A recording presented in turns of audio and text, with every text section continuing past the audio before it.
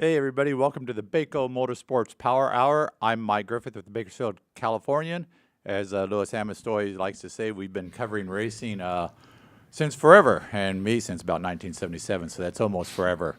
But anyway, this is Louis Amistoy is out somewhere in the Midwest looking for colleges for his daughters, so he's away, and the mice are going to play. I've got some guests today with Roger Holder over here and Mike Mosher closest to me. How you guys doing? Nice to see you, Good. Mikey. Yeah, so we've got, I think we're season 2. I think this is episode 15 for us right now.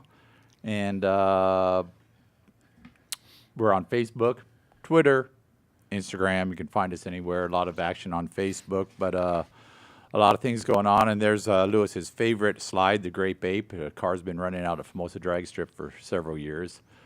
And Lewis is kind of with us, although he's gone. He's kind of here watching over us, I think, in King Louis over here. Got a crown on? Dominate, that's what Lewis says all the time. So although he's gone, he is watching over us. So we're going to have to tread lightly. His eyes are upon us. Oh, yes. Without a doubt, he's probably got microphones in here as well.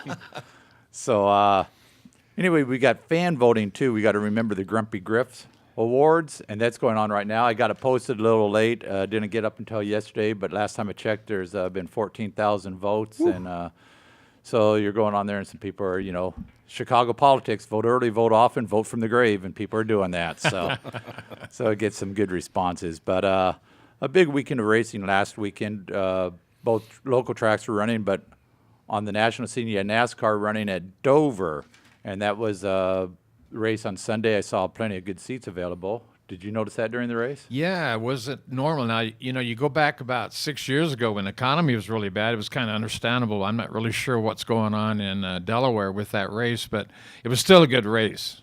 A good race, and Kevin Harvick of Bakersfield was running up front quite a bit and ended up second to Jimmy Johnson, who's won every other Dover race. It seems like not quite that much, but about 30%. I think it was his seventh, wasn't it? Sixth or seventh in 24, 25 tries. But when it comes to Dover, Jimmy owns that monster mile. Yeah, but when it comes to racing, Jimmy seems to be owning Harvick lately, first, second, over and over and over again. Over and over, yeah. Jimmy's hitting his stride. I think we have a couple slides here. We got Kevin Harvick during the race, and then I know we got Jimmy Johnson in Victory Circle, but the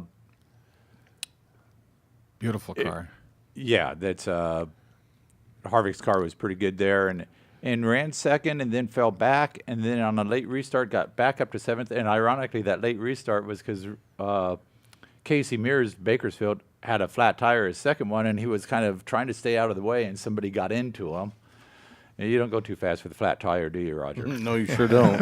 It's probably hard to stay out of the way at that track. But anyway, we got Jimmy Johnson in Victory Circle, and that's his 4th win of the year for him. And like 8 top 5s, 9 top 10s for Jimmy Johnson. Wow. Kevin Harvick leads the points, 516 points, 2 wins, 9 top 5s, 12 top 10. So it shows the consistency that Harvick's had all year. But if the points were reset, that 4 wins would put Johnson as the leader. Right. Because that's how they do it. So you kind of look at that because you get bonus points for wins. Anyway, Joey Logano also 440 points, tied with Johnson, has 1 win, 6 top 5s, and 9 top 10s. Notice 9 different winners so far, and the only multiple winners, Harvick and Johnson. Now, Logano isn't Martin Truex about 48 points in second behind Harvick on the overall season points? I thought Logano was, but Truex might be. I think I he is checked real second quick, in but- points, yeah. but And he won. He led He's most got of a the win. laps there. Yeah, too. he led most of the laps, and he's got another win. So there's, like I say, 9 drivers so far. So you win, you're into the chase. So there's 9 drivers, and so we're looking to see who else is going to make that. What do you think about that, Roger? That winning in? I think it should be however you race the whole season, and there's resetting points and stuff. It's just like it's starting all over again. It doesn't really make a lot of sense to me. It's like 2 seasons within one, really. Yeah, and that's what they've gone to. They've gone to I 2 guess it seasons keeps people within one. interested because if someone's running away with the points, then people get disconnected and don't want to watch anymore because one guy's killing everybody, I guess. Yeah, we got that, and then The day before that, we had an Xfinity race on Saturday. Did anybody see that one? No, I didn't. We're at the track. Yeah, we're kind of at the track and doing stuff. But that Xfinity race, Ryan Reed from Bakersfield finished 11th. Chris Buescher got the win. That's his Roush Racing teammate. We got a photo here of him. It looks like he's right up against the wall, but it's kind of an illusion because the flag stand sits over the wall, so he's probably 5 feet off the wall. Yeah, you can 4 see feet the off car's wall. actually curved if you Yeah. look at it. But Buescher got the win, and that was interesting because I guess with a couple laps ago, it was Buescher and his teammate Darrell Wallace Jr. who sat on the pole, got into one another. I didn't see the race, so I don't know exactly what happened, but I know that Wallace Jr. did not finish well, and so there had to be some interesting probably conversation going on in the Roush camp after that. But Ryan Reed finished 11th, 2 laps down, another Roush car. Only 5 cars on the lead lap, so that tells me not a lot of cautions. I think Ryan Reed, of course, the Bakersfield driver, sits overall 8th in the points, if I recall reading that last. Right, 8th in the points, and that series is off until June 13th at Michigan. The NASCAR drivers go to Pocono, and for the life of me, I don't know why there's 2 races at Pocono. Editorial opinion there, but that's the first of 2 races in 6 weeks at Pocono, and I don't know why, but that's the way it is. So what do you think about that Pocono race? I don't know. Yeah, you don't know either why there's 2 races in 6 weeks at Pocono, Yeah. but I'd like to see another one at Phoenix, actually. Phoenix is one of my favorite tracks. The 1 mile tracks for the observer, for me, you get a better view. It's up close and more personal. You get those big tracks, and I don't know, I just kind of fade interest in it. yeah, and that I think maybe there's been some talk about not so much second dates somewhere else, but I know there's been stories written about how about first dates at other places instead of 2 dates at some places like Iowa, Yeah. which would probably be a great place. Another short, like 7/8 mile, but that'd probably be a great track. Have you seen any of the races at Iowa? I have not. Yeah, they've had West, the combination K&N West and East races there. They've had Xfinity races there, I think. So truck races. So You know, look at Pretty Charlotte. racy They had racetrack. 3 in a row.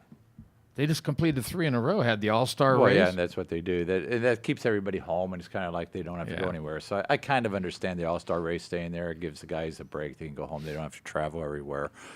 But they also had IndyCar racing this weekend, Saturday and Sunday in Detroit on the island of Belle Island there. First race, rain shortened. I saw some photos of it, and you see the big old rooster tails coming off the Indy cars while they're racing in the rain on the road Looked there. like they were skiing. Yeah, but rain shortened. I think Carlos Munoz won that race, and the second race on Sunday, Sebastian Bourdais won that. And that's interesting. Only 1 repeat winner so far in, I think, 8 races, and that's Juan Pablo Montoya. It's got 2 wins. I think he found his home again, you know, coming over to NASCAR. I don't know. He seemed like he struggled quite a bit, but he gets back in them big cars, and, man, he is still a force to reckon with. And if you look at Ganassi in NASCAR, he hasn't done a lot either. So Yeah. it's not only Montoya. It's Ganassi team. wouldn't be certainly in line with the Hendricks or the Childresses or Right. Stuart Haas. Yeah, it Roush. definitely takes a good team to make a good driver. Right, Yeah, and right. I think Juan's back over there. He got to go do that. I think he enjoyed his time on NASCAR. He never said he didn't. I think he liked it. It just probably gets frustrating when you don't win, and then people question your ability. Yeah, and he doesn't like jet dryers either. No, that'll go with him forever on the jet dryer. But next race for these guys is a night race, June 6th at Texas International. And that's where they carry a lot of speed, a lot of passing, and 600 miles there. But that's going to be interesting because they are fast at that racetrack. It's a 2-mile track. 2-mile I believe. track, yeah. And those Indy cars are quick there. So, and then we had going on. There was some more local stuff going on. A lot of local interest stuff. We had a K&N West race, NASCAR K&N Pro Series West race up at Shasta Speedway in Anderson, a 3rd-mile pavement track. And 15-year-old Buddy Shepard was making his debut in a Jefferson Pitts racing car. In and a big way. Good cars. And he qualified 3rd, which is just astounding for a kid who's never been in a big, heavy, high-horsepower car. David Mayhew, Bakersfield, got the pole, led the first 92 laps, broke a rear-end gear, was running really with nobody had anything for David. And Buddy ran 3rd, then 4th, and he ended up 5th. And then Johnny White from Bakersfield started 9th on a track that is very difficult to pass, finished 3rd. So pretty good day, other than Mayhew having a win pretty much go away because of mechanical failure taken away. But what a day for Buddy. Didn't he win that? What? No, Buddy finished 5th. Chris Oh. Eagleson won that race. Buddy Okay. qualified 3rd, didn't get the win. Mayhew was running away with it. Wow. So 15 years old. 15 years old, and it's probably opened some eyes, but that type of racing usually is, can you bring us money and you can get a seat. Am I right there, Yeah. Roger? Oh yeah, definitely. Yeah, it's all about dollar bills on that. It costs a lot to run them. And so, but at least he got out there, got a shot, and he's used to that 3rd mile. So I think that may be why he got to race it at Shasta Speedway. He's raced a lot at Madera in the Legends, a lot there in his late model. So going up there on a 3rd mile in that big heavy car, he's comfortable with the track size, I think. But 150 lap race, first time I think he's ever run more than 50 without a break. So another test to come And over. 15 years old. 15 years old, and another 15-year-old, Blaine Perkins, out of Bakersfield this weekend, is going to make his SRL Southwest Tour debut down at Irwindale in an MMI-owned car. That would be Steve McGowan, who was the sponsor of Johnny White and David Mayhew in the K&N West race. So he's putting this 15-year-old Blaine Perkins into a car, going to run down at Irwindale Speedway, where Blaine has been running most of his late model stuff and is very comfortable. So you see a pattern there. You get these young kids on a track where they're comfortable, rather than out of their element, so to speak. Sure. Yeah. Don't discourage them before they get too far. Yeah, I mean, you take somebody, put them on, like you used to racing a 3rd mile or half mile on a 3/4 or at Iowa Speedway, 7/8 mile, that might be a little, Change it up a little bit. changes it. And then we've got a Cow Club double divisional race Saturday and Sunday at Buttonwillow Raceway for everybody who likes to turn left and right, and variety of sports cars, even some stock cars out there. They have classes, a whole variety of classes. And what was the name of that again? The Cow Club, California Club. Oh, Sports Car okay. Club of America, Yeah. SEC, Sports Car Club of America, double divisional race. They have a couple a year out there at Buttonwillow. So Yeah, Gary Chambers is one of the big runners out there. yeah, they'll get a lot of different classes, and they run different classes together. So there'll be slower cars and faster cars. So there's always passing and overtaking. and Some being missing a passed. curve now and then, too. Even missing a curve. Have you ever done any road racing? No, I have not. I thought about it. Did you? Yeah, just don't have quite enough Get time you, to add it to the schedule. A souped-up Camaro and go out there and do something. See, we got dirt modifieds, and we got the dragsters, and we got some boat action. Have you got into planes yet? No, not yet. Maybe when I get a little older. Yeah. We're going to talk to Roger a little more during the Bakersfield Speedway segment, and some during the final segment with Blake Bowser from Famoso, because Roger a couple of weeks ago went out there and won a race at Famoso, and that night he raced his modified at Bakersfield Speedway, so it was a busy day for Roger. Double duty in one day. How is that? It's all right. I mean, drag racing doesn't take a whole lot of energy out of you like dirt racing does, but it's definitely hard to get everything ready, get the car to the dirt track, and get qualified to the drag strip, and there's some logistics that go along with it. Same team, both tracks? Yeah, my crew pretty much transfers from dirt to, I got a good group of guys, and that's who stays with me all the time for both. Nice. Hey. We'll be talking more about that coming up in that good IMCA modified race last weekend at Bakersfield Speedway. awesome. But after the break, we've got Steve Hughes from Kern County Raceway Park. We're going to talk about big doings out there last weekend and some first-time winners. So we'll be back with Steve Hughes in just a moment. So everybody travels with you.